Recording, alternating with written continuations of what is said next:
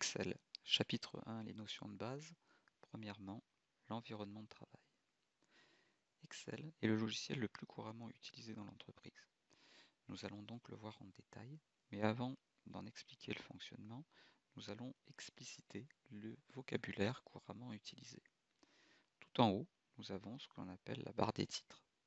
Pour l'instant, il est noté classeur 1 Excel. En dessous, nous avons la barre des menus. Cette barre des menus est composée de divers onglets, fichier, accueil, insertion, qui font apparaître des boutons différents dans le ruban. Le ruban, c'est cette zone-là qui se trouve sous la barre de menu et qui renferme tout un tas d'outils. Il y a beaucoup d'outils et ils sont regroupés dans ce qu'on appelle des groupes. Ici, nous avons le groupe alignement qui regroupe les différentes fonctions d'alignement de texte ou de nombre dans la cellule. Quelquefois, les groupes possèdent des petites flèches obliques. Lorsqu'on clique dessus, cela permettra d'ouvrir un menu détaillé qui nous donnera accès à toutes les possibilités de mise en forme, ici, concernant la police. Nous avons même quelquefois différents onglets qui renferment une multitude d'options. Sous le ruban, nous avons la barre de formule dans laquelle nous taperons nos fameuses formules égale somme quelque chose. Puis, la zone principale est composée d'une grille. Cette grille nous permet de construire nos tableaux. Cette grille, elle est organisée en lignes qui comportent des numéros et en colonnes qui comportent des lettres. Systématiquement, nous avons une cellule au minimum d'activée. C'est ce que l'on appelle la cellule active. Ici, il s'agit de la cellule D, colonne D, 8, parce que 8e ligne. Elle s'appelle donc D8. Nous voyons son nom ici dans la zone de nom.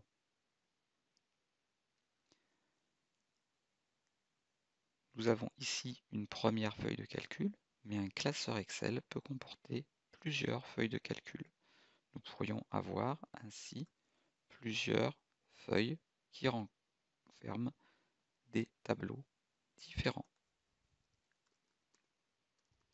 Sur la feuille 2, j'ai écrit automobile. Si je reviens sur la feuille 1, je retrouve Toto. En dessous, nous avons la liste des différents onglets qui présentent nos différentes feuilles. Je rappelle donc qu'un fichier, c'est un classeur. Un classeur Excel, c'est ce que l'on va enregistrer et qui formera un fichier. Et dans un classeur, nous pouvons avoir plusieurs feuilles de calcul.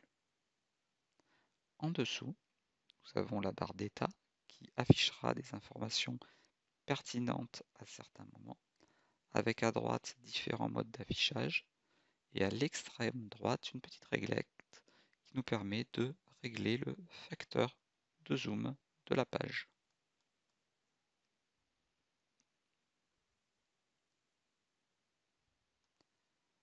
Parfois, nous pourrions avoir une partie des menus ou du ruban qui disparaît.